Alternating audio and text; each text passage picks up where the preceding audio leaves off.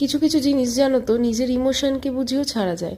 যেমন আমি তোমাদের কথাগুলো বলছি বা বলবো, সেটা তোমরা বুঝলেও বুঝতে পারবে যে আমার কতটা ইমোশন রয়েছে, বিকজ আজকের দিনটা খুব স্পেশাল। নিজেরাই বাজার টাজার করেছি, নিজেই ধুচ্ছি, সব কিছু নিজে হাতে করছি, পায়েসটাও নিজে হাতে করবো বলে দুধটা ঢাললাম। তো যেটা বলছিলাম, এখানে হবে চিলি চিকেন, লাচ্ছা পরোটা, আর হবে হচ্ছে পায়েস। জানো তো কোনো জন্মদিন অকেশন কিছু হলে না আমরা কিন্তু বাইরে থেকেই খাবার দাবার নিয়ে আসি কিনে, কোথাও গিয়ে খাই না, কিন্তু খাবার দাবার কিনে নিয়ে আসি, বাড়িতে এসে খাই। কিন্তু এক্ষেত্রে আলাদা, পুরোটাই নিজে হাতে করার চেষ্টা করেছি। খারাপ ভালো যাই হোক, নিজে হাতে করেছি, আর নিজে হাতে করে মাকে দেওয়ার সেই ব্যাপারটাই আলাদা ছিল। সেই সময়টা আমি মানে যতবার বলছি এখনো মনে পড়ছে। আর এই পায়েসটা আমি জীবনে প্রথমবার করলাম। মা আর যাই রান্না করতে দিক, পায়েস কোনোদিন আমাকে করতে দেয়নি, বলেছে পায়েসটা দরকার নেই এখন তোর করার, এখন কিসের দরকার, এরকম বলে মা করতে দিত না। মা রান্না করতে দিতে এখনো চায় না, কিন্তু আমার ভালো লাগে বলে আমি করি।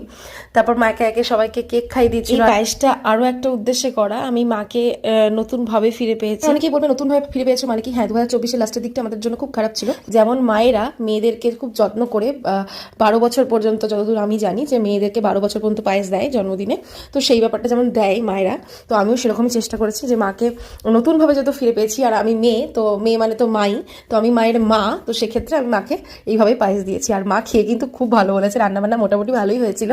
তো সেই হচ্ছে খাওয়া দাওয়া, কেমন লাগলো জানি। তাহলে আর কি দেখবে, এবার ঘুমোতে যাই, টাটা।